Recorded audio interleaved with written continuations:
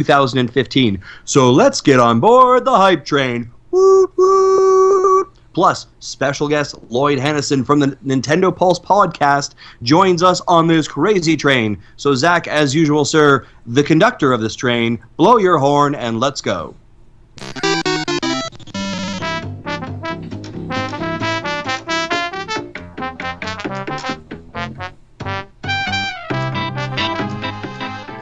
Hello, everyone, and welcome to another episode of the Nintendo Dads podcast. My name is Zach Erickson, and tonight is June 10th, 2015. Joining me tonight, 1 week from E3. It's like E3 Eve. And joining us is Justin Masson. What's going on, Justin? I am giddy like Christmas Eve. I am really excited. E3 hasn't even started, and I feel tired already. Right on. Speaking of tired already, joining us tonight is Jesse Waldeck as well from VGTribune.com. What's going on, Jesse? And if you don't end an E3 week exhausted, you did it wrong. I agree. And speaking of not doing it wrong, see, I'm not gonna insult our guest with bad segues. Joining us as well from Why not? Nintendo You do it to me all the time. I know, it's a running gag for you. I have to do it with you.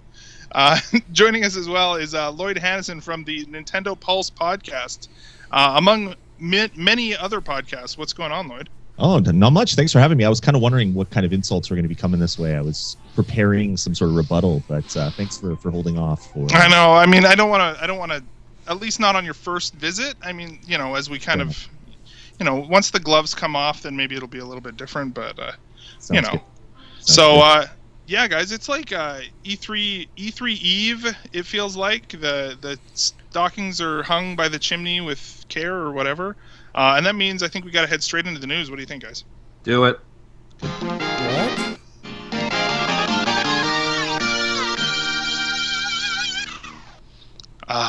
Right on. So we've got now, you guys, it's been crazy since last week even, and especially since our E3 show. I thought we were kind of going to be okay as far as like, we a couple of weeks ago did our E3 predictions. We're going to be good. And now we find out, we had another video from Nintendo announcing even more things that are going to be going on at E3, and as well, that we're going to have this Smash Direct on Sunday now, right? Are they officially calling it a Smash Direct, or is that basically just what it is? I don't know if it's official that they're calling it that. I think it is. Do you guys know? More or less. Well, because I didn't even remember when it was. I just heard that Sakurai was doing something. Yeah, 7:40 a.m. Pacific time, Sakurai is going to be having a 20-minute Smash Brothers Direct, as I think is the words they're using. Yeah. Yeah, so basically, so let's rewind. I feel like I jumped the gun on this one a little bit. So basically, there was a video that was Lucas is coming out this Friday, or this Sunday, right? 14th. The 14th. And for those of you who don't know, is it 9 o'clock Pacific or 8 o'clock Pacific that they actually usually on the eShop flip the switches? I think it's one of those two. But basically, so just wait till noon and you'll be safe. Yeah, but basically, it's a really specific time, 7:40 Pacific. So that's 8 Mountain, 8:40 Mountain, 9:40 Central, or whatever. I imagine it'll be ready as soon as the Direct is over. Exactly. So they've said that they're going to basically talk about what is releasing on Sunday, which will be Lucas, and they've also said the Miiverse stage for Smash Brothers as well, right? Finally.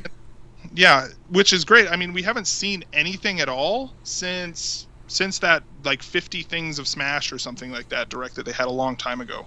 And at the time, the Miiverse stage that they showed was basically the same as the waiting lobby stage, except it had like Miiverse pictures scrolling in the background, right? Which my guess is they've probably made some significant changes to the stage since then, if it's taken them this long.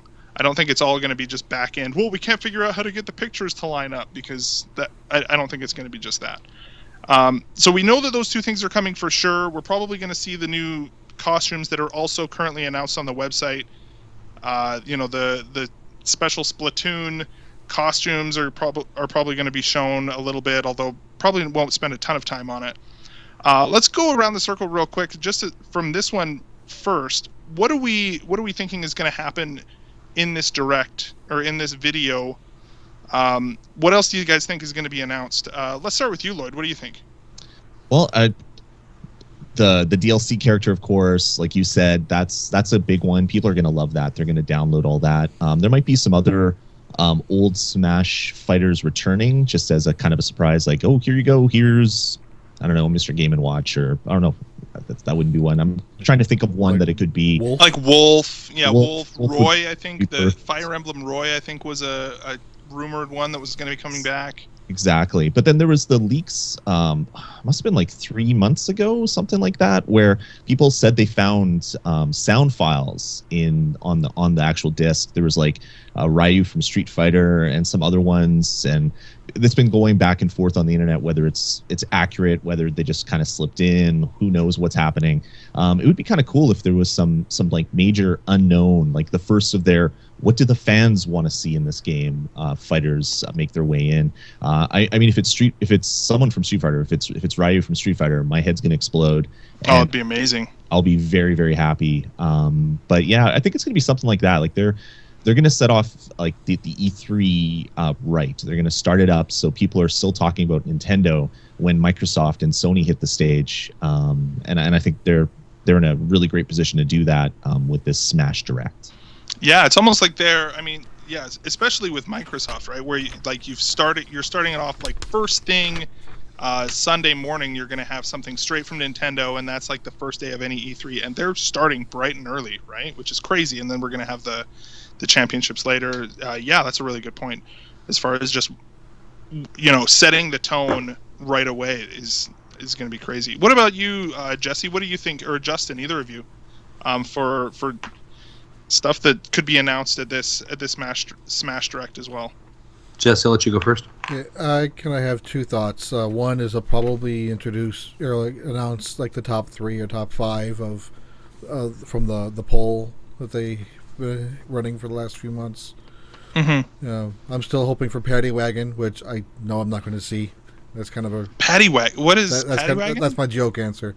She's from Mighty Switch Force. Oh, right. Okay, sure. The cop girl or whatever. Yeah, but Shantae would be my more real answer. And then the other thing I think is at least announcements for not the next DLC coming out, just similar to what they did when Mewtwo was launched. They said, "Here's Mewtwo, and then next will be Lucas." Mm-hmm. So now they'll say, "Here's Lucas, but next will be." Yeah, they'll say whatever it is. Hey? Yeah, because basically, I think. I think that basically whatever they're going to talk about, this is the only place, other than maybe Treehouse, they might show. I don't even think they'll necessarily show Smash Brothers on Treehouse, but the Treehouse Probably Live. not. They're gonna concentrate on new stuff. And they don't want to. I don't think that if they're going to have this Smash Direct, if we want to call it that, I don't think they're going to want to talk about Smash Brothers at all in the digital Direct on Tuesday then, or in the digital event. So yeah, Justin, what are you thinking? Any other additions to that?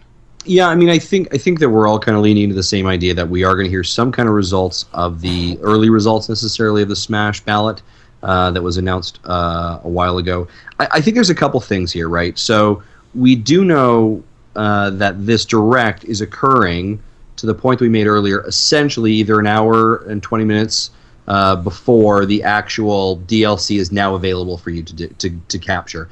That's for a very deliberate reason.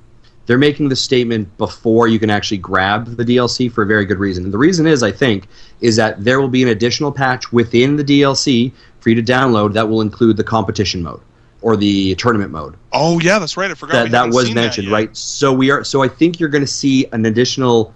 We already here's what we do know. We know you're getting Lucas. You've got the Splatoon outfits, and we know you're getting a Miiverse stage, right? Mm-hmm. But I think they're going to say, by the way, we're also giving you, tournament mode and something else, right? I wouldn't be surprised. I would honestly, maybe I'm setting myself up for disappointment here, but I wouldn't be surprised if they unleashed another character other than Lucas on Sunday. Yeah, potentially, right? So I think this is a very deliberate strategy. Right, this is a very deliberate reason. 20 minutes before this kicks off, and then to know later in the day we have the Nintendo Championship, right? Like, this is a very deliberate strategy. I do think, though, by having this direct now, this is where you will get all of your Smash information. Like, do not expect something in the digital event later. Don't expect the Treehouse kids to be doing something different. Like, this is dedicated 100% to it. And I think, we're going to talk about it a little bit later. This is very interesting to think, when you think of Nintendo's portfolio, you're dedicating time 2 days before your digital event to what would be known as a pillar in the Nintendo house, and you're revealing those cards then. So what do you have in that digital event that you have so much faith in that you can move things around the calendar and be okay with, like, this is the warm-up act, right? Like, when has Smash Brothers DLC been a warm-up act? Mm-hmm. Well, and not only that, but we've had that micro direct as well, right? So Yeah.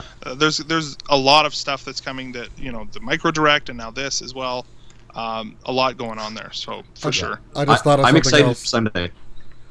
Let's introduce Callie and Marie to Callie and Mari. Oh, Squid Sisters? Yeah. Those would be the worst. That is the worst idea I've heard. I need to get a voice clip of my two kids. Every time I boot up Splatoon, then my two kids will this thing will come up, and every single time both of them will go "Stay fresh" at the end of the the Squid Sisters thing as the game's booting up. So it's pretty funny. But yeah, any other thoughts, guys, on that on that Smash Brothers business before we get into the Nintendo World Championships? No, I just got to agree with Justin. I mean, 2 directs prior to the main directs, like the micro direct that they did had as much new news in there that most E3 press conferences have. And that's not even their E3 quote unquote press conference. That was their throwaway news.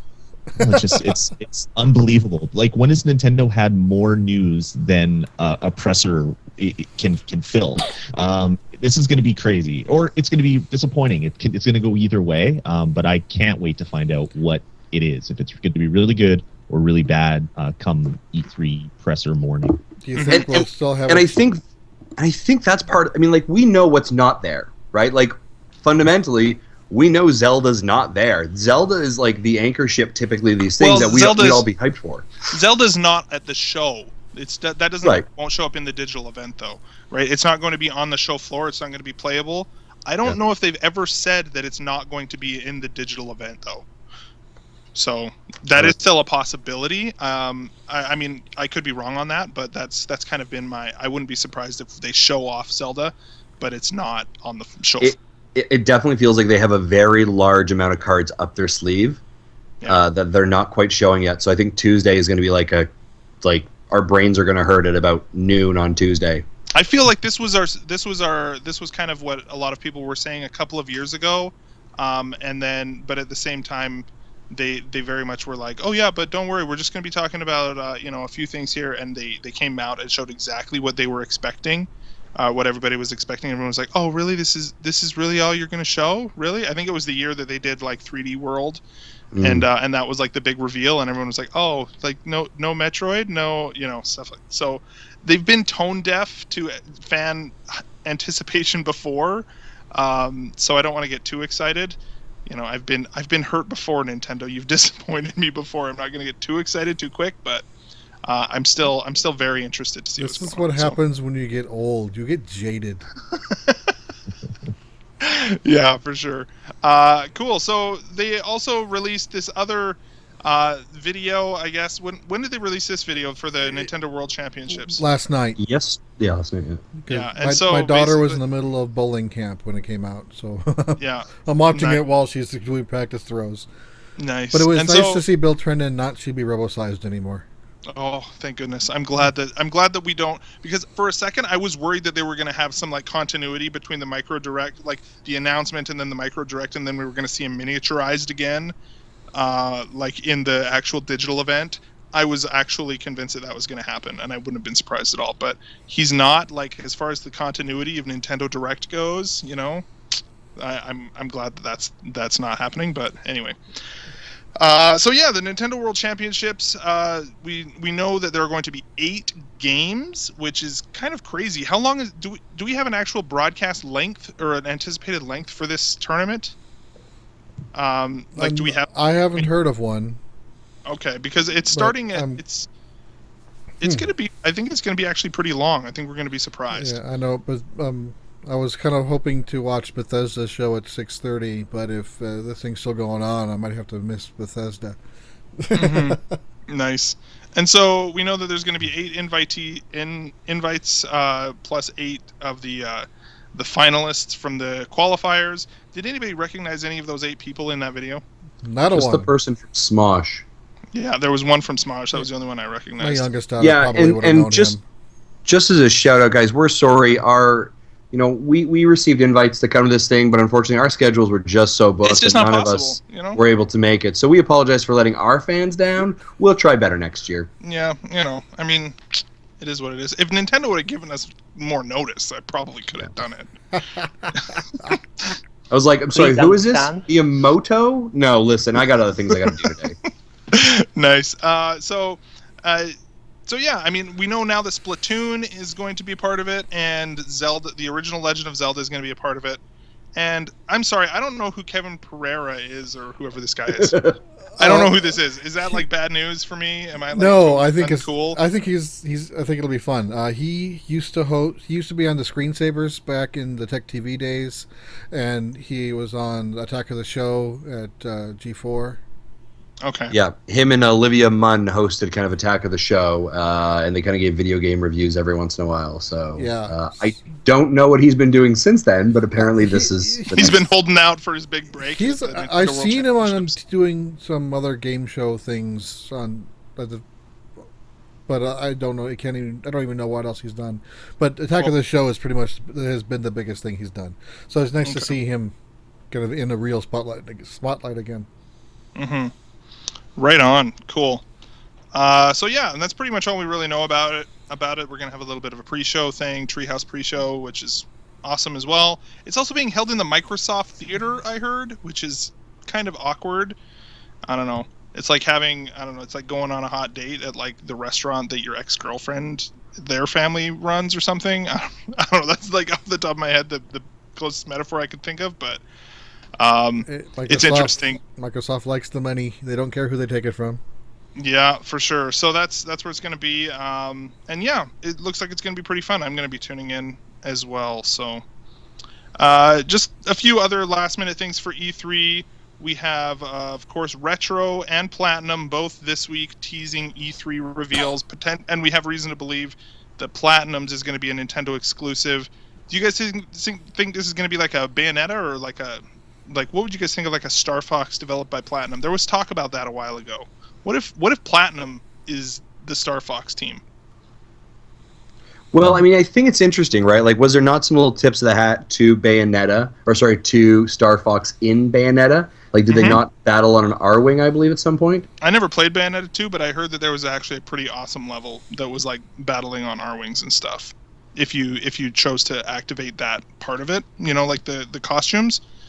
But that would be awesome. I would love that. Or it could be a new Bayonetta, which I don't think it actually sold that well, so we'll see about that. But and then of course Retro teasing that we are definitely going to see Retro do something, so that's good.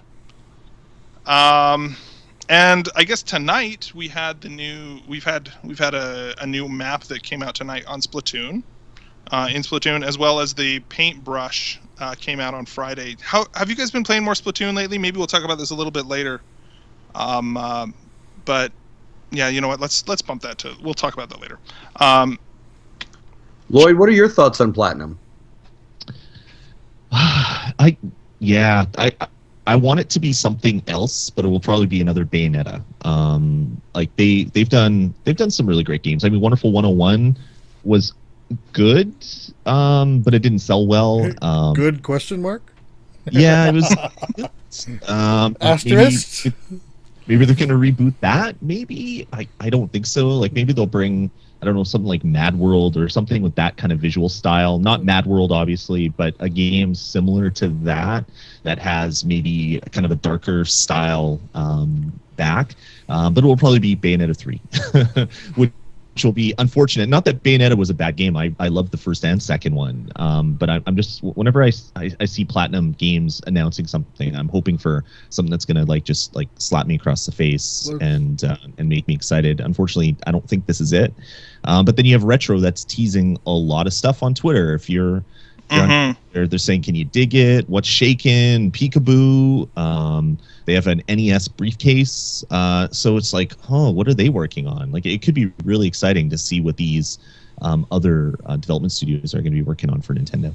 Do you know when you think of those clues that they've littered through Twitter? So littered through Twitter. You're welcome. Maybe that's the that might be today's show title, is littered through Twitter.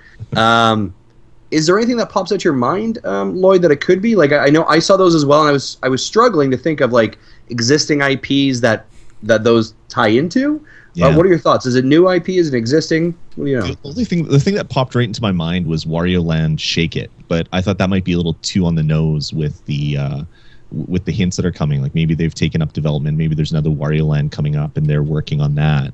It was a fun game. It's not kind of like a megaton bomb to unleash at E3, but I'd enjoy playing another Wario Land. I enjoyed Shake It, so that might be something. I highly doubt it. That's a little bit too on the nose, though. What shaking tweeps or Twitter peeps? Can you dig it? That might be a little bit too close of a hint. I can't think of anything else they'd be working on. Like, everybody would love to see a Metroid, but I don't think that is in the cards. Yeah. Yeah, I think regardless of what Retro announces, just prepare yourselves now for the internet to be upset about it. It doesn't matter what it is. If it's Metroid, there will be people who are upset. If it's anything else, people will be upset. So going back to Platinum, how about Beautiful Joe 3? Oh, dude, if they did a new Beautiful Joe, I would die. That would be amazing. That'd be awesome. Oh, dude, that is all I want now. Thanks, Jesse. You're welcome. Yeah. Well, I mean, if there's one thing I know about companies who are announcing games that we don't know about. It's like a box of chocolates. You never know what you are going to get. Wow, did I totally flounder on that lead-in? That was bad. It was a bit rough. It was a bit rough. I'm gonna call a spade a spade. Yeah, for sure. Right on. So finally, today, we have something that is clearly a secret to everyone, which is the new Hyrule Warriors for 3DS. And clearly somebody at Tecmo Koei or Koei Tecmo or whatever they're calling themselves now, clearly the new media guy who is responsible for loading this video to YouTube, no longer has a job. Should have put the tag to private video instead of public video, and he messed up, and he doesn't work there anymore. So, but anyways, did you guys watch this video? Oh, Have yeah. You seen it? Yeah. I think I linked it to you guys this morning in our group chat. Yeah, and so what do you think? Like, Justin, I know you're totally like, meh. Yeah, that's pretty true. Pretty true that. You didn't play Hyrule Warriors though, right? I played about 15 minutes of it. Did you? Okay. So I mean, I'm not going to say I should make a complete review or judge a game only on 15 minutes. However, I have, and I've decided that I don't know if it's necessarily scratching my itch. Okay. But those kind of games sometimes just don't. Like, I know what I'm into, and I know what I'm not into. I guess my curiosity, from a Zelda perspective, it looks great because they're bringing all these characters, right? Like, we saw that from the Wind Waker series, right? Like, there's a lot of great characters that are coming into it, but I wonder, does this game translate really well into a 3DS? And is there any kind of, I don't want to say cross, so you have it on the Wii U and you have it in 3DS. What's the benefit? Is there a benefit? Actually, yeah, there is. So at the end of the trailer, so the 3DS game, from what the trailer showed, and it was a Japanese trailer, but it also didn't really have any words. But at the end of the trailer, well, a big part of the trailer is that it shows both Tetra and King of Red Lions from Wind Waker in the 3DS game, and it showed that if you have the 3DS game, those characters will transfer to the Wii U version, and that's the only way to get them in the Wii U version. So that is, I think that's the sort of cross-compatibility thing there, which is really smart. There was no real mention of Amiibo. There was no Amiibo logo on the packaging, which I think is kind of a surprise, although may have just been an oversight on the video. It may be a while out there. It also makes me think that this sort of pattern that we've been seeing with really regular Zelda releases, specifically on the 3DS, I initially thought maybe we're going to get like a sequel to A Link Between Worlds or something like that this holiday, and I no longer think that with Hyrule Warriors coming out. So, one interesting thing that popped up. Apparently, the tweet's been deleted, but apparently Sega's Twitter account said something to the effect that the Sonic Amiibo will be usable with Hyrule Warriors 3DS. Really? So well, isn't that like all Amiibos are currently like compatible with with Hyrule Warriors? Yeah, but it actually has a graphic that is done in the same way that the actual Hyrule Warriors graphics look. So from the trailer to everything, and it actually has a Sonic wearing a Link suit. And what? It shows an arrow pointing the 3DS and the Wii. Oh U. man. So that would be amazing if they do like really blow the doors open on the Amiibo functionality in the 3DS version. That would be great. Yeah, Well, and it's interesting. Yeah, I think that they're going to have to make a play, definitely, like kind of regardless of whatever game they're doing. Nintendo needs to make a play more now with the Amiibo functionality for the 3DS, right? Like the only game that we have used thus far, as I can recall, that has had Amiibo support that we've actually had our hands on has been Codename Steam, if I'm correct on that. Mm-hmm. Right, so they need to show like we put an NFC chip in this. Well, thing, and Smash Brothers, right? But yeah, and Smash, I guess, right? But so they need and to that weird airplane game. Oh yeah. But anyway, apparently I don't know what I'm talking about. The last time my son put an Amiibo on the gamepad playing Hyrule Warriors, he got 1 rupee. Oh man, that's so common. That drives me like, crazy. Thank you, Amiibo. Screw you. So kind of going back to what you were saying though, Justin, as far as like, is this a game that's suited to the game or to the 3DS? I actually feel like, given the length of the levels, and as far as like sit down and maybe play like a 20-minute level or something like that, playing through this through Hyrule Warriors, and then close up the system. And I actually played through a different Dynasty Warriors game on the Vita, I think, and it actually was not a bad experience for a handheld. So it may actually be a really good. I'm actually more excited about this than I am about the Wii U version, because you'll actually be able to sit down, play a little bit, put it away, pick it up again. It may actually translate fairly well to the handheld. So what I'm hearing from you is stop being so judgy. I'm saying give it a chance, man. Just yeah. I don't know. What were you going to say something, Lloyd? No. I played Hyrule Warriors. I didn't like it. I only got it because of the glorious Target expansion into Canada, and they had all their crazy sales, so I got it for essentially nothing. And the only thing that I have to say about Hyrule Warriors, I played a few levels, probably a couple hours in, but I had to go in to patch it because of the stupid notification on my Wii U every single time that I would turn it on. It's like there's software waiting to be installed. So I installed it, and it went through like four patch notes or something. And this scared me away from even wanting to play the game anymore. It says level's been raised to level 100. Max level's been raised to level 150. Max level's been raised to level 200. Max level's been raised to 256. It's like, okay, I'm not even level 5. And I can get up to level 256 with my characters. Maybe this is not the game for me. Maybe it's a game that I should have been playing all along if I really wanted to get into it. So, yeah, I've never been a Dynasty Warriors fan, so I took a gamble on this one, and unfortunately, I didn't win that one. Nice. Yeah, I'm kind of wondering if this isn't going to be new 3DS only, because I'm not sure how well the old 3DS can handle all those characters running around at once getting thrown around. Yeah, I mean, I unless think they really strip down the number of characters they show at once. Yeah, I think what you're going to see in this digital event is Nintendo really pushing why you really should upgrade to the newest 3DS in every capacity, every capable way of including, like this game is exclusive on the new 3DS, right? They're going to push that for sure. But yeah, totally. I have no plan on double dipping this one, even for Tetra and the King. Yeah, I don't know. I'm kind of interested in it. We'll see. We'll see as it gets closer. My guess is it's probably going to fit a similar time frame that it fit last year, honestly. So if they had a Tetra Amiibo, I'd be all over that. Oh, dude, yeah. By the way, I found this like glow stick on my desk, and I was playing around with it, and it exploded. Anyway, so I've got splatter glowy all over my desk. That's awesome. That was random.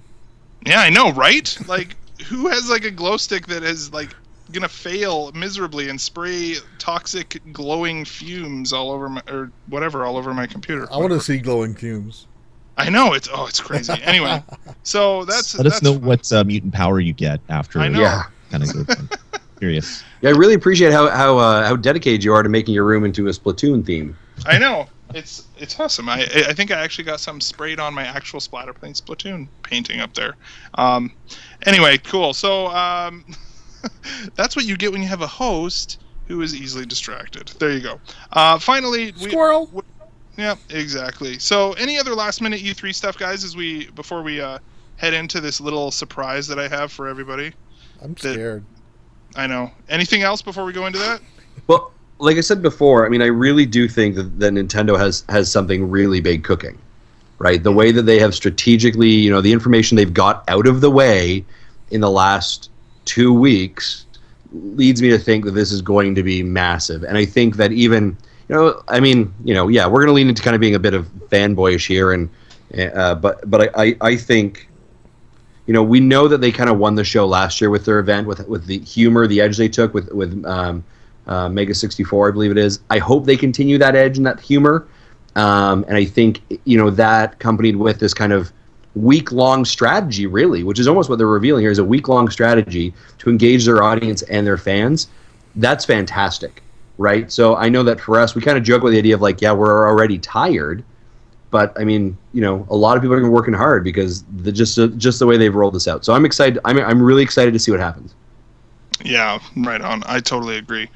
Right on. Well, let's head into what I am going to call, what did I call it? I don't know. Zach's Nintendo Game Show E3 Extravaganza. That's what you get when I get stuff. And so here we go with a little bit of a bumper for this. All right. So basically how this is going to work, guys, is we're going to go, there are 3 rules here. So what we're going to do is we're going to tap into the magic of our Nintendo fanboy wisdom. And what we're going to do is we're going to start with Justin, and I am going to name a Nintendo franchise, and I want you, Justin, to tell me how I'm not, like, the option that Nintendo is not going to show this, that's not the point of it. Like, are they going to show off this particular franchise? Yes or no is no is not an option. It's always going to be yes. I want you to tell me just off the top of your head as fast as you can, what are they going to show with this particular franchise in some way or form? So you do that, and then you're going to pick the next person who's going to do it, and I will name the next franchise, and we'll just go through. I basically have a list of all of the franchises that are currently like in Smash Brothers or something like that. We'll go through that, and I also have a little bit of music here for us to kind of get us in the little bit of game show music. Really, you're just trying to prepare yourself to hopefully take Kevin Ferrera's hosting job if he fails on Sunday. Absolutely, yeah. Good, there awesome. You go. Okay, cool. So let's get a little bit. So Justin, you are going to start off, and I want to hear from you. Animal Crossing.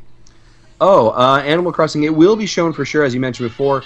They're going to show a little bit more on the 3DS about how the cards are going to come into play, but they're also going to reveal a Wii U Animal Crossing game that is compatible with those cards as well. So you buy the cards for 3DS and the Wii U. All right. So who are you passing the ball to? Well, it's got to go to our guest, Lloyd, for sure. All right, Lloyd, your franchise is going to be Kirby. Kirby. They're gonna come out with 7 Kirby games, each with their own sets of amiibos. You heard it first. It will happen at E3. Right on. And who are you passing the ball to? We'll go with Jesse. All right, Jesse. Oh, your boy. Franchise is Fire Emblem.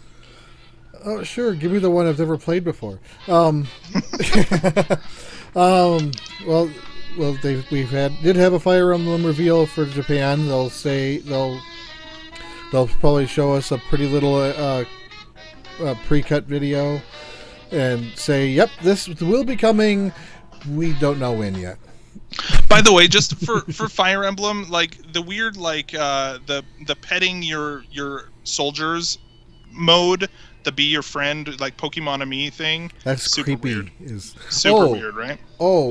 Fire Emblem Cross Shinigami Tensei. I'll look forward to that. Right. If it's leaning more towards Persona with Fire Emblem people, sure, I'm all for it. I was worried it was going to be Fire Emblem with Persona people. Then no, I'm not as interested in it. Right on.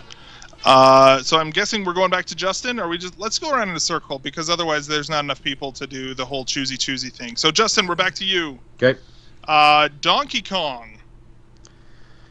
Donkey Kong, they are going to put out an exclusive line of Donkey Kong Amiibos. And with that, what they're going to do is they're going to give you the Donkey Kong Classic game package, anniversary package, that celebrates his life and timeline from the original arcade up to now. And they're going to tell you it's going to be on a smartphone. Did you see Did you see the Game Theorist video from last week? Yeah, about how he is like really wicked old. Yeah. That's As you can tell, that one was a bit of going for the pipes on that one. Right. But but in all seriousness, I don't feel like it'd be past Nintendo to do a Donkey Kong Amiibo line.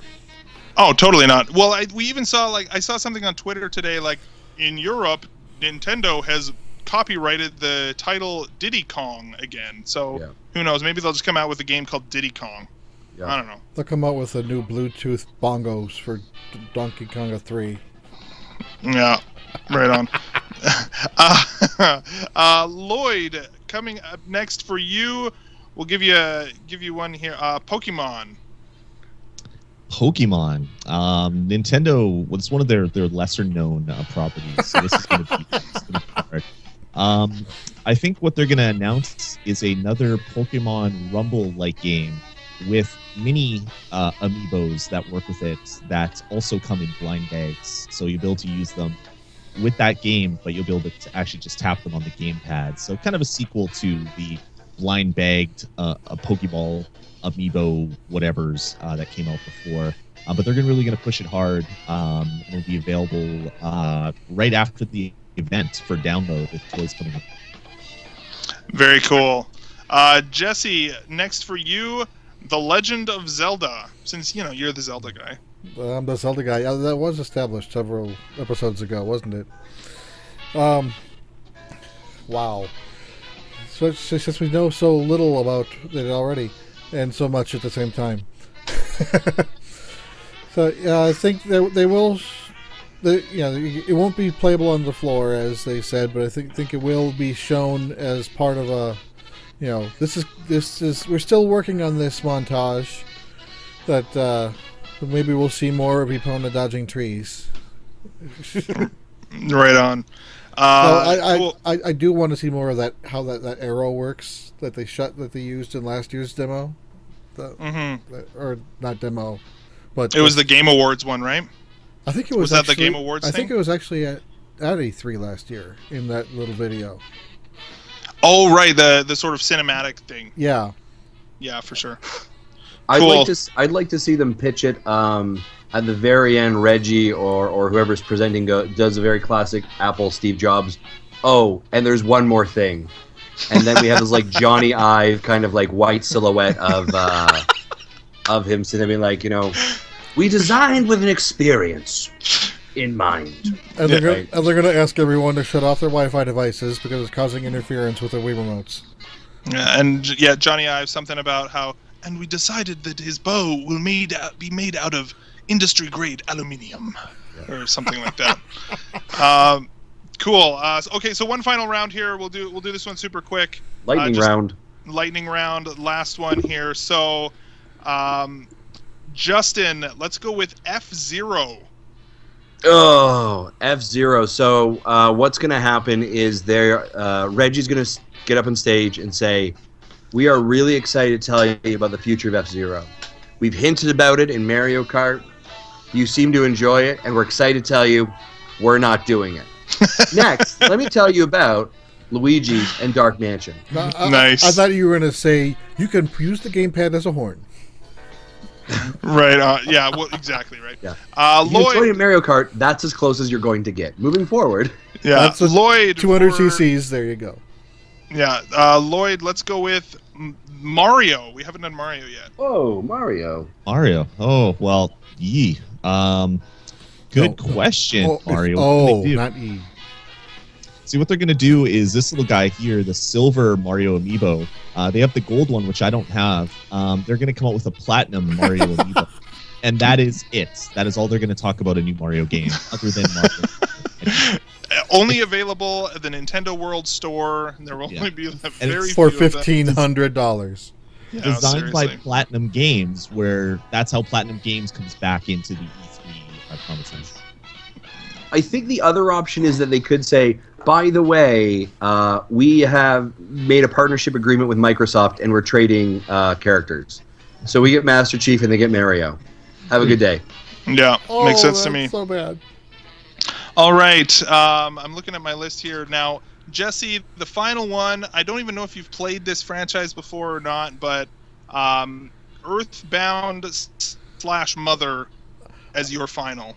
Oh, okay. I've only got a few hours into both Earthbound and the fan-translated Mother 3.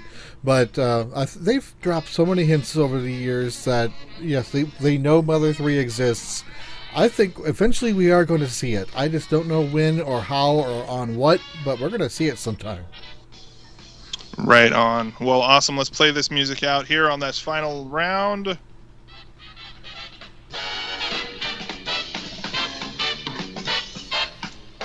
All right. In fact, I don't do know. you remember when I did the April Fool's article? I don't know if I do. I think it was around April Fool's time, wasn't it? I Yeah. remember that. This was like 4 years ago. I wrote an article saying Mother 3 was coming to the West, and in there I said I don't even know if it's going to be localized. They're just going to release it. Right on. Yeah. They'll just release the Japanese version. Right on. Let's actually take a quick pause there. Do we ever think this game will ever come out, Mother 3 to the West? It'll come out on its 30th anniversary. When There is you that? go. Japan. Be 2025 or something. Okay. It'll be, actually no, it would be sooner than that, I guess. But it's I'll- going to be some major event, and they'll just release it. It's like you wanted it, buy it, and it'll be on virtual console On the or something. NX2. Yeah, I honestly, like, part of me thinks, like, if they're smart, they would even do it. I don't know. With Lucas releasing this Sunday, I'm like, come on, Nintendo, do it. But I'm not. I want them to, but I also know that they probably you won't. want to. So I know. All right, guys, let's head into what we've been playing.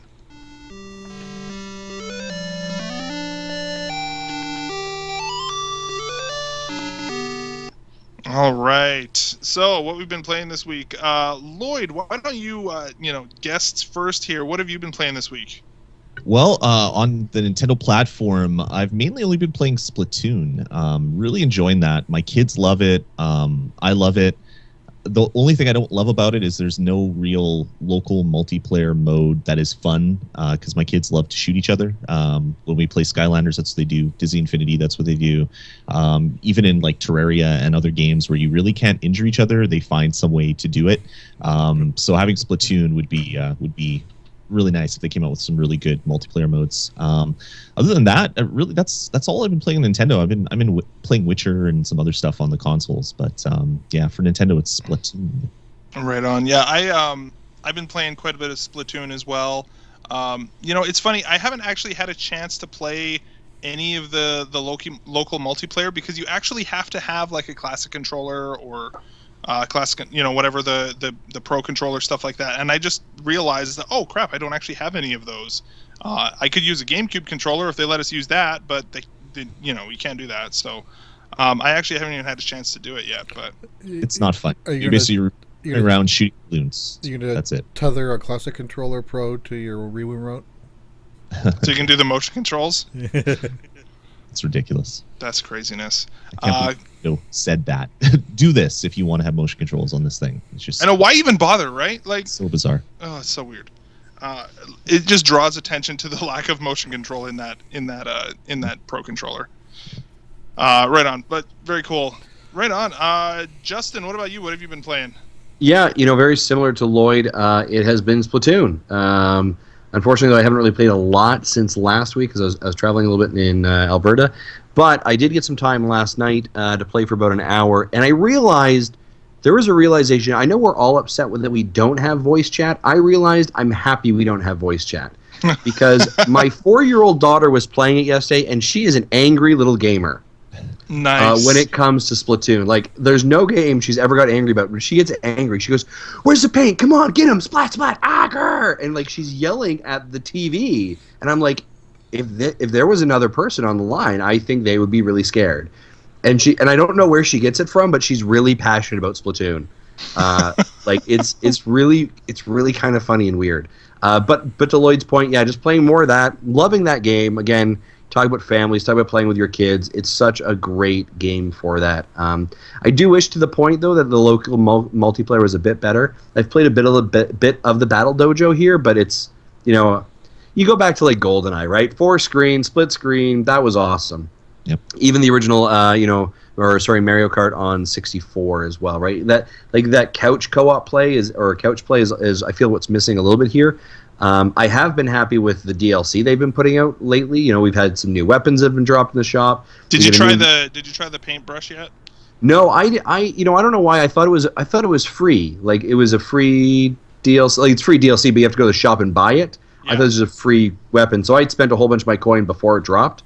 So I had to go back and play for about another hour and a bit to get coins. So I actually just got enough to purchase it, but I'll be buying that tonight probably. I actually really like that one, but the difference being with that particular one. It is a roller technically, but it's a very narrow roller. But it's really fun to kind of jump off platforms, and then instead of holding it down, you kind of like just very quickly like press the trigger to kind of get the back and forth swiping. It's almost like, did you ever play GoldenEye with slaps only? Yes. It's kind of like that. Wasn't that the only way you're supposed to play GoldenEye? With slaps and paintball mode, right? Yeah, there you go. Yeah, it's actually really fun once you kind of get used to it, but it takes a little getting used to. It's pretty funny though. And they also released a new map today too, right? Yeah, it's one of the ones from the single player campaign. Actually, there are a few stages in the single player campaign where they basically do like a simulated multiplayer match against the Octolings. And so it's one of the ones from that, but it was pretty fun. Like I do remember having a lot of fun in those stages, so I'm looking forward to getting back into that. So nice. What about you, Jesse? I really haven't been playing much, but I thought of something else I wanted to say instead to fill my time. It is related to my playthrough of Dragon Quest IX that I've talked about off and on for the last 3 weeks. Okay. Think back when you first started playing NES, you had your experience, you enjoyed it, and then you wanted to show the same game to your kids, so you showed them the same game, and they had their own version of the same experience. Fair enough. Mm-hmm. Those days are gone. What do you mean? Well, yeah, I don't know. With everything being patched in and you log into the Wi-Fi Connect to download information to that's integrated in part of the game. I'm not having the same experience that I had when I played this game for the first time 5 years ago. Oh, because this was the DS game, right? This is the one that had all the Wi-Fi connection stuff, right? Right. So Wi-Fi Connect is gone, and right. I got to the point where I can unlock the Wi-Fi Connect shop, but without Wi-Fi Connect, there is no shop.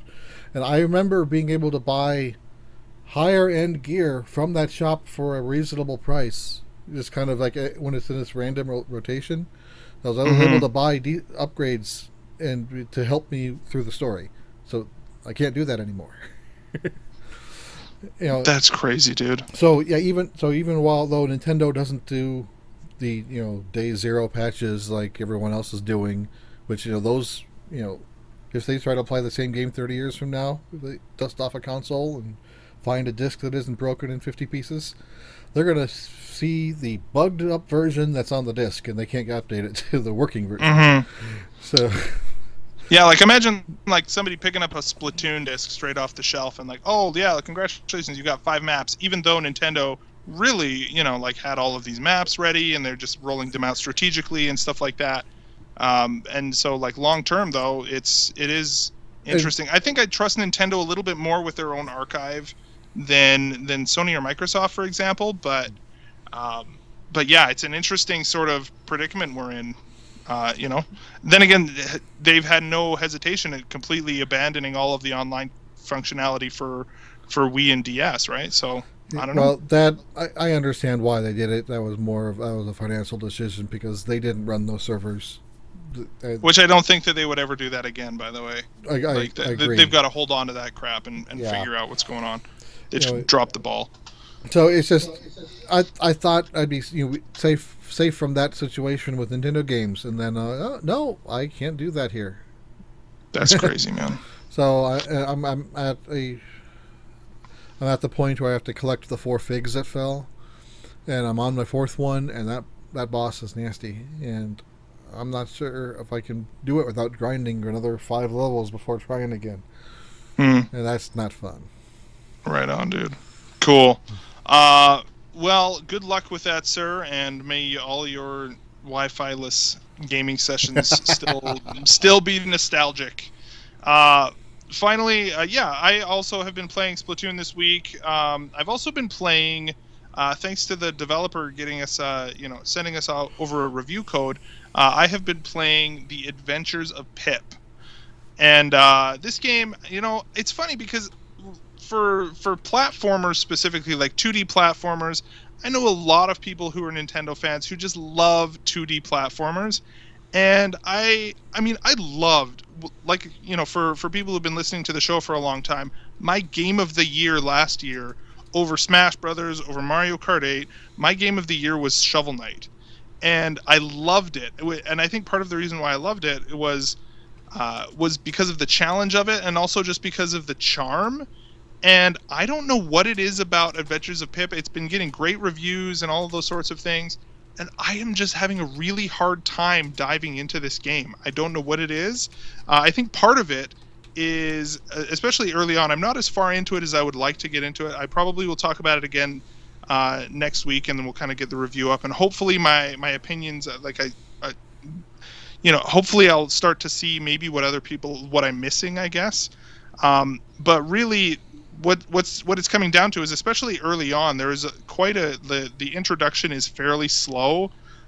Basically, for those of you who haven't seen any of the videos or anything like that, the Adventures of Pip follows, it kind of plays with this idea that pixels are, it's almost like pixels are like this weird sort of equivalent of like socioeconomic status or something like that in this game. But you start off as Pip, who is a single pixel, and you're going after this evil witch who has kidnapped the princess and all that kind of stuff. Kind of sounds a little bit like Evoland. Right? Yeah, kind of, right? Not quite as, but it's, the world doesn't change with you. It's just you as a pixel jumping around like you're a box jumping around in an otherwise sort of 16-bit world. But as you kind of continue on, then you very quickly gain an 8-bit version of yourself. And so at any time, and then later on you gain a 16-bit version of yourself. At any time you can downgrade yourself from the 16-bit to the 8-bit to the like whatever, single pixel version of yourself, but you can't go the other way without first destroying a certain kind of enemy that will then upgrade you to your more advanced self.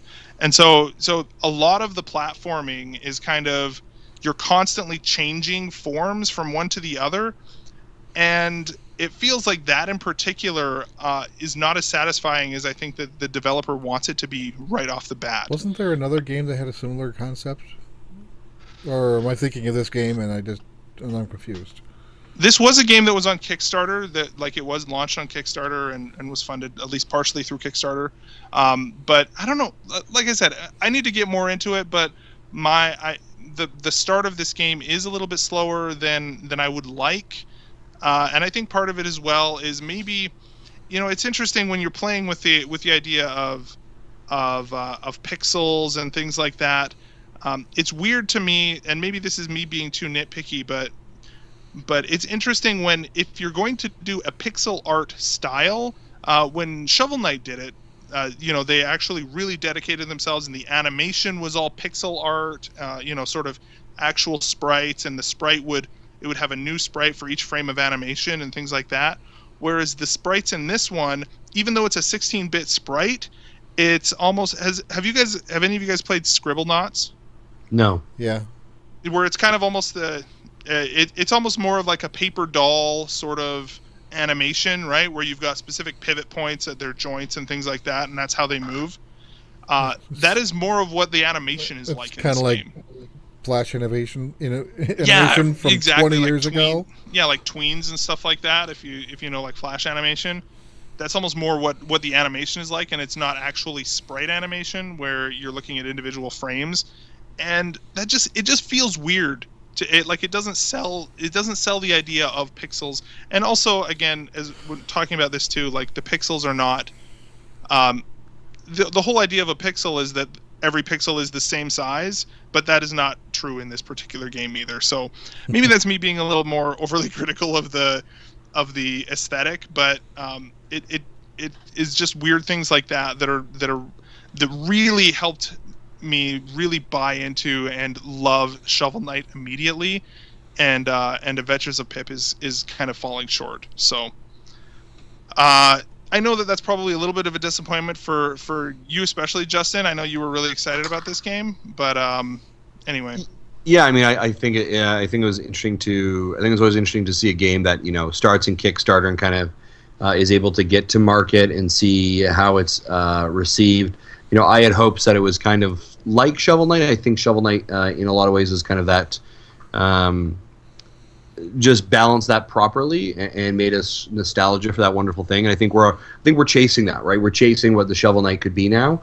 And I was kind of hoping this game might be in that genre, but I think it's good feedback from you as well. Mm-hmm. So I'll probably talk about it again a little bit more next week. I know that looking at some stuff online, that it does become more challenging, and that was a big draw and a big part of the appeal for Splatoon for me, was sort of the more fast-paced gameplay. And so I think once I get to there, I may enjoy this game a little bit more. But by the way, have we heard anything about the Shovel Knight DLC, like other than the fact that it's coming? We're probably going to hear about that in the next few days too, hey? I would suspect. I really am looking forward to that Plague Knight DLC. That should be really fun. Lloyd, were you a big Shovel Knight fan, or did you play it? Yeah, I love Shovel Knight. I was a Kickstarter backer and all that stuff. It's such a great game. What about Shovel Knight making their way to Smash Brothers? Oh, I would love that. Yeah, if there is another third-party character, like if there's a single indie character, I think that Shovel Knight is the one for sure. Yeah, and I think it's interesting. We've talked about it in the show before. Like the developers are over at Yacht Club Games are pretty open to be like, hey. You want Shovel Knight? Where can we put him?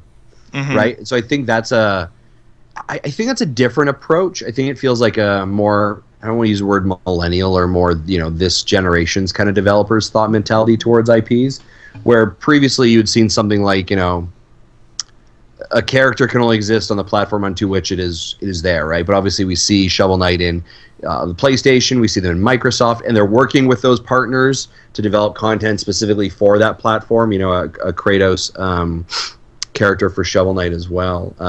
But we do have Shovel Knight is in that game. What is it? By an indie developer. Runbow. Right. So yeah, I would agree. Like we can have Shovel Knight in Smash, like. But then again, I mean, we've got Mega Man. We're talking about Ryu coming in there. This is not out of the realm of possibility. Mm-hmm. Totally. Right on. Well, there we go, guys. That is what we've been playing this week. Although I see in the distance we have the postman approaching.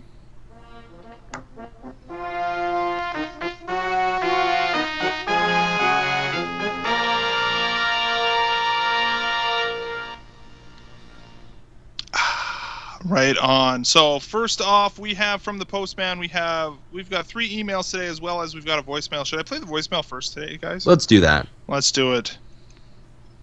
Hey, this is Mike. I'm calling from Deep South Texas. Just calling to let you guys know that I really love your show. I look forward to it every week. Keeps me busy while I'm at work. When I'm supposed to be working, but oh well. But anyways, guys, keep up the good work. Hopefully you guys keep on with the great work. Bye. Awesome. Well, thank you very much, sir. Sorry, did we catch the name here? Is Hey, Mike, this I is think. Mike. I'm calling from. Mike, there we go, Mike. Yeah. Thank you so much, Mike, for your call. And of course, everybody, you can call in. That was we'd love to actually give Dolores at the voicemail line some work to do. So that's at 929-25-NDAT. She had her brush with Christopher Walken last she week, did. so it was great that somebody else called in as well. Absolutely. Dolores has a very deep voice. Yes, she does. Yeah. Right on. So you never call. You need to call more often. Justin, why don't you read the first email for us this week? Sure. So this is from our friend Fotis, and they say, I just wanted to share my crazy E3 prediction. I believe Nintendo and Capcom have a great relationship together, and I believe they will announce a 2D Mega Man X Metroid exclusive for 3DS.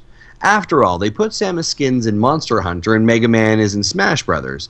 They've been working together, and Nintendo can't make a Metroid for both. Dude. Now we had kind of an announcement actually this week that we totally forgot about. Was Capcom announced like a 30th anniversary Mega Man package? Yeah, that 3DS, right? Lloyd, do you know more about that? Yeah, it's going to be the first 6 games on the consoles that are not the Wii U. There's going to be an HD remaster kind of presentation. Apparently, there's going to be a mode put in, so even if you're terrible at old school Mega Man games, you'll be able to actually progress and complete them. That sounds fun. They haven't really said if that mode or any of the kind of add-ons is going to be coming over to the 3DS. They made it sound like it's almost like an NES remix kind of thing where there's going to be that kind of mode thrown in as well. So we don't know if that's coming to 3DS, and there's zero mention of it coming to the Wii U, unfortunately. Yeah.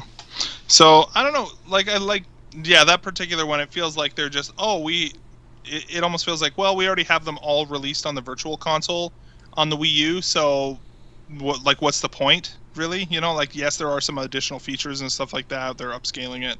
But at the end of the day, it's like my guess is there's not really a point to do it. For the Wii U. So. But as far as this prediction of a Metroid Cross Mega Man game, would you guys be down for that? I'm kind of like half okay with it, but also half not. I don't know. Like maybe I'd be better if it was like, no, just get the Mega Man amiibo and put him in Metroid, and you can play as Mega Man in Metroid. I'd be okay with that, but like. Don't mix my peanut butter and my chocolate. I don't know. Yeah, that was actually exactly where I was going. I feel like this is peanut butter and chocolate, and both we love them separately. But could they be amazing together? I don't really know. Or am I going to have an allergic reaction and throw up? Yeah.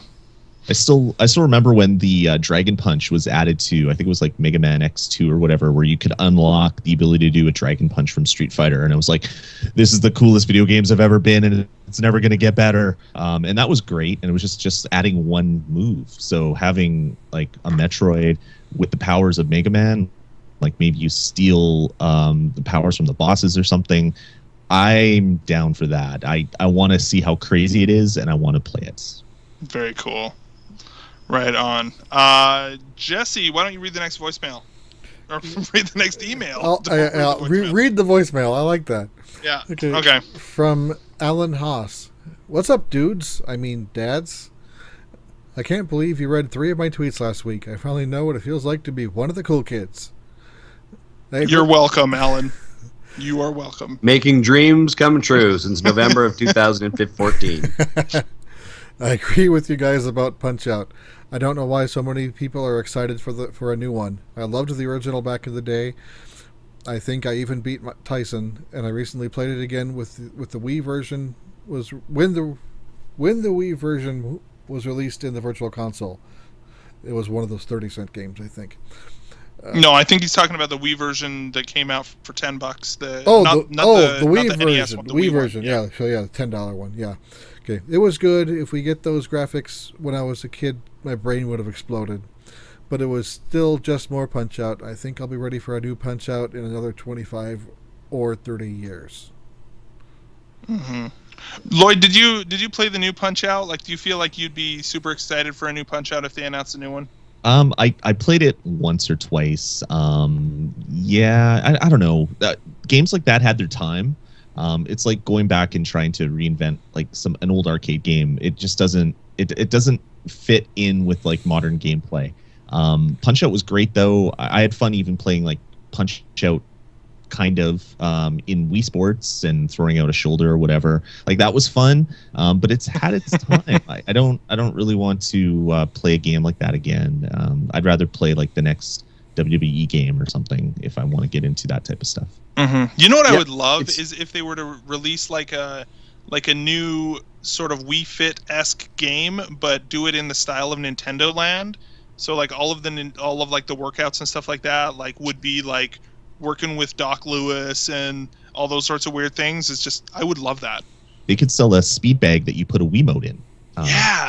Jerk your punches. So, you know, they had that little robot thing in Nintendo Land as your guide. How about a robotic Doc Lewis? Yeah, that'd be great. I think it's interesting, Lloyd. Like you made a really good point about the kind of like, you know, Punch Out for its time and date of when it was. Like there's something attached to that, right? Like in the zeitgeist of the culture at the time, which makes it this thing that we all have these very fond memories of. But yeah, when you pull it back into 2015, is that still there, right? Like I always kind of make the joke of I remember how awesome it was sitting around playing GoldenEye, drinking Orange Crush and eating Doritos with my friends when I was like 15. But if I do that right now as a 34-year-old adult male, I'm going to feel sick the next day, and it's not going to have the same effect. And it's going to be like, that was awesome back then, but I'm capturing something that's gone, right? Yeah, Punch-Out's kind of evolved to games like, say, you can even think like Demon Souls or Dark Souls, where you're looking for tells from the bosses. You can do major damage if you hit them on the tells. If you screw up, you're on the ground. Games like that have kind of evolved past just like pixel art punching other pixel art and waiting for them to flash or drop their pants or whatever. And that's exactly what the Wii version was, right? Like that Wii remake basically was exactly that. It was the original Punch-Out game. Yep. Yeah. There's been a lot of noise around, kind of on social media and on other podcasts. We obviously listen to other shows as well, and about people wanting this return. And I feel it'll be interesting to see if, and I mean, obviously Nintendo kind of did a bit of a tip of the hat and mentioned it a little bit during their pre kind of hype up for their announcement recently with Reggie dressed up as Little Mac. Yeah. Do you think of that at any point we're gonna are we gonna see Punch Out at E3? No. You know what I think they should do is I think that they should be like, not that like we have seen a lot of really cool new IPs from Nintendo on the eShop.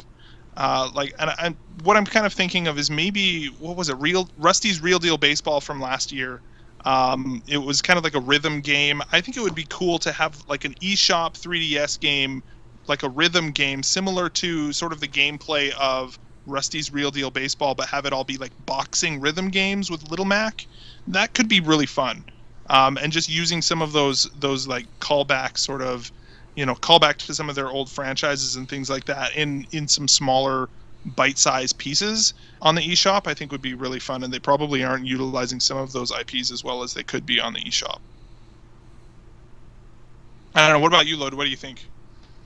I think a game just like what you described would be really fun, like a Rhythm Heaven, but with like boxing. That would be awesome, or even just a bunch of old games that really don't have much of a place in kind of modern video gaming. That would be a lot of fun. I'd play that. I just if it makes an appearance, I hope it's not like that Wii U game with all the crazy like racist kind of stuff flying out of the people as you punch them. Oh my gosh, dude, it was so bad. It's culturist, I guess. Yeah. You hit the French guy and baguettes fly out. It's like, really? Okay. That's kind of a thing. Yes. A game like that really doesn't fit so much. Days, but yeah, it's so bad. If anything, I think the callback to like Reggie dressed in a pink hoodie or whatever is going to be that like you have to beat Mike Tyson during the big tournament. One of the tournament steps is going to be trying to beat Mike Tyson or something. Oh, that'd be great. What if they bring Mike Tyson up on the stage at the Nintendo World Championships? Gloriously horrible. I can't wait to see if that actually happens. That would be great.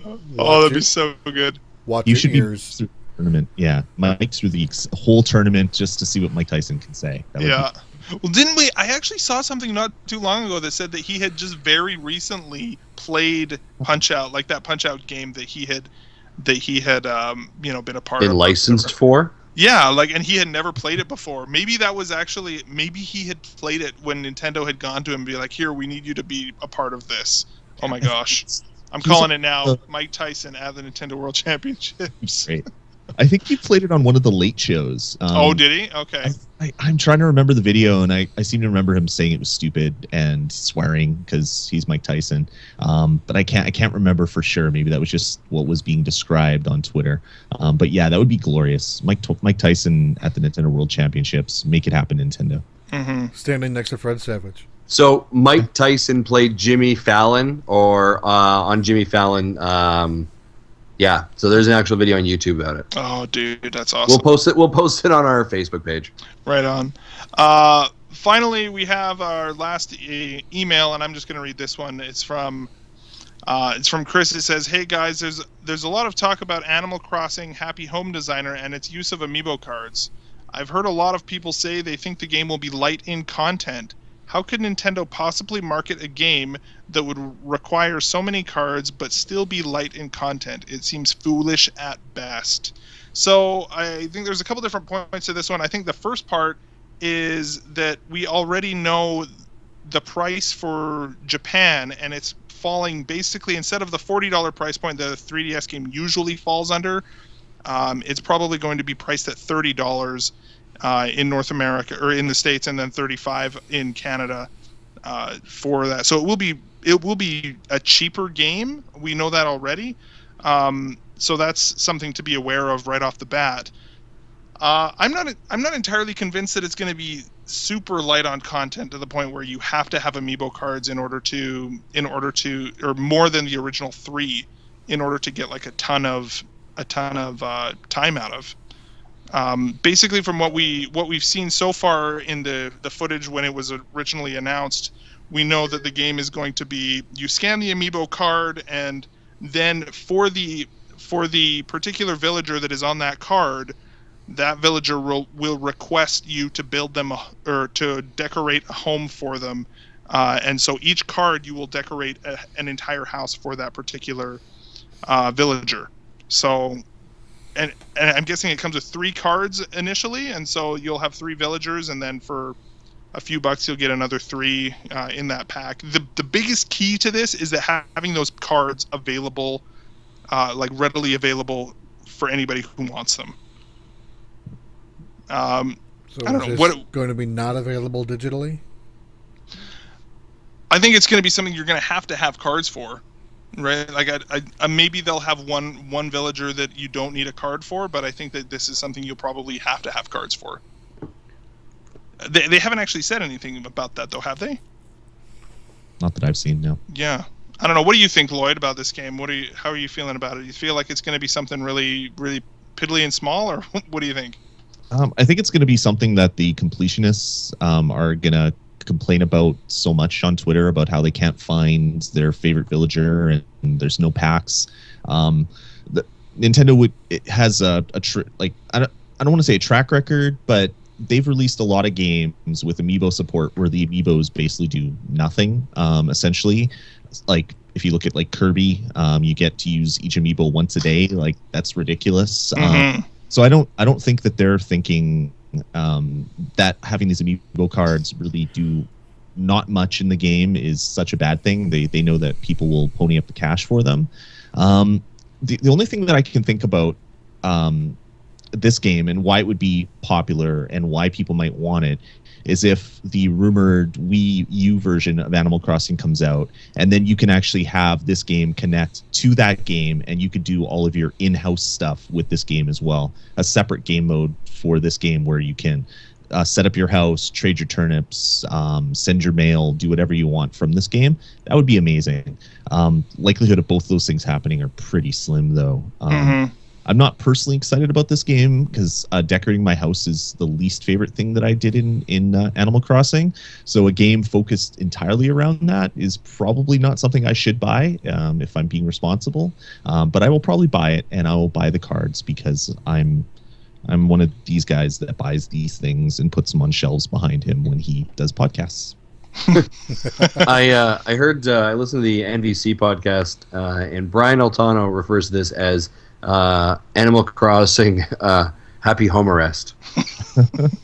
Which is totally what it is, right? Like the fact that there's at least they haven't shown anything. I'm looking forward to seeing more about this next week. I think this is one that's definitely going to be shown off at the digital event, and I think they really need to explain more about what else is going on. If literally all you're doing is rearranging furniture, that's going to be tricky. Like, how are we getting the furniture? Is it something you're going to have to unlock? Is it, are you scanning Amiibos in order to get, like, we had kind of talked about before, like the idea that, like, kind of a callback to the GameCube, where you maybe scan the Mario Amiibo and you suddenly get like an NES cartridge that you can play like little games in it or something like that. I don't know exactly how it's all going to work, but in its current form, they haven't really talked a ton about it, and I'm looking forward to seeing more about it. So,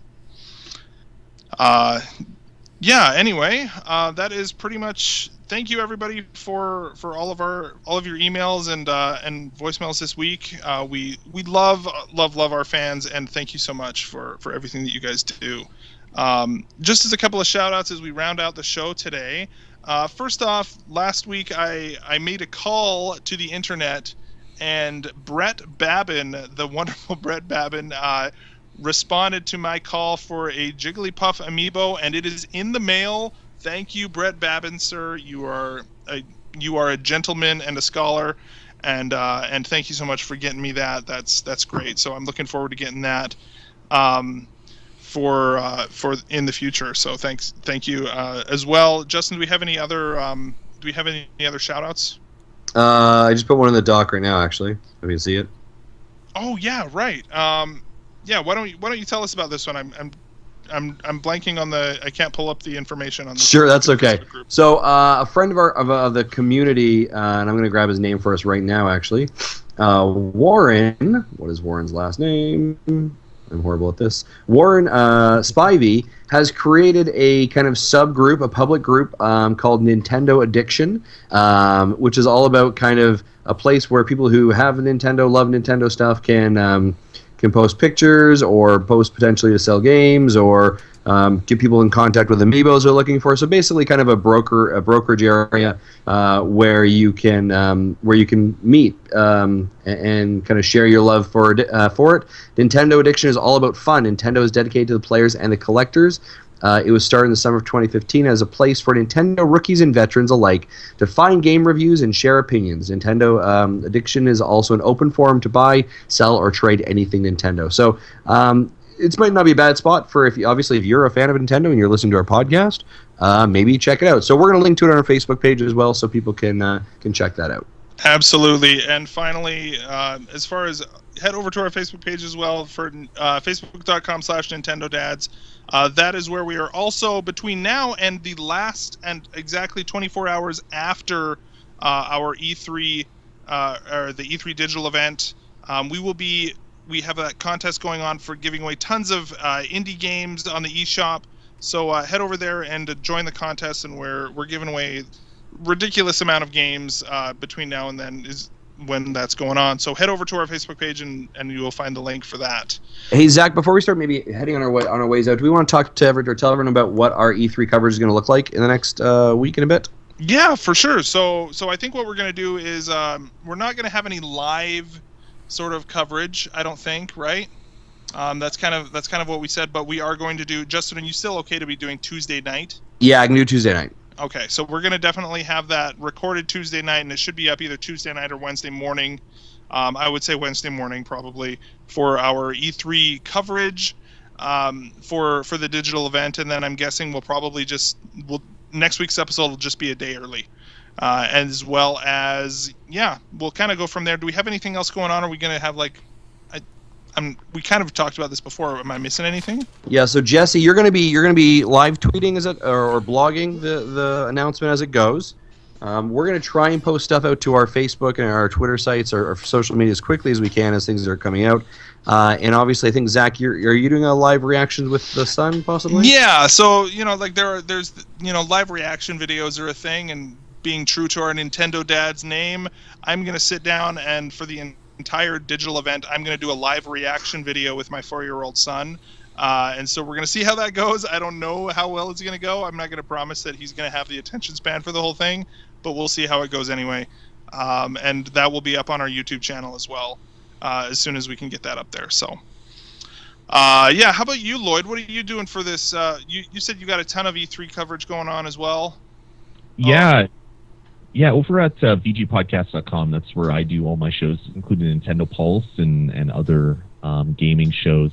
We tend to cover all of the press events. So we put out a Microsoft show, a Sony show, a Nintendo show, and then we do a weekly-ish gaming news show called Derez, and that's pretty much going to be our E3 wrap-up. So we got a lot of content. I take the week off because I'm one of those people, and I sit at home and I watch TV for extended periods of time between playing video games. So it's kind of a fun week for me, and it'll be a fun week for coverage over at pgpodcast.com.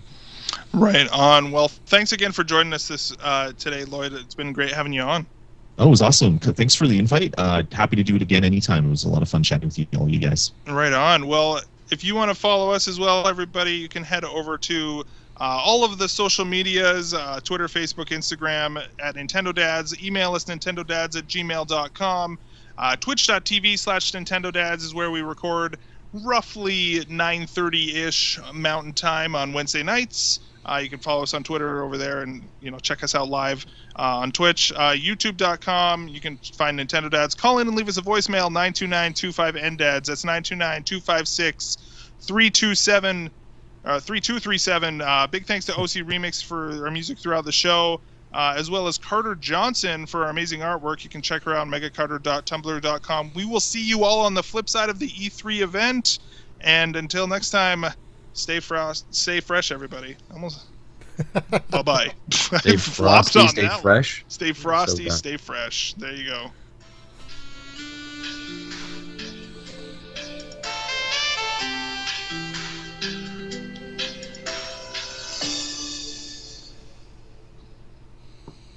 Okay, I'm a squid. Thank you for listening to Nintendo Dad.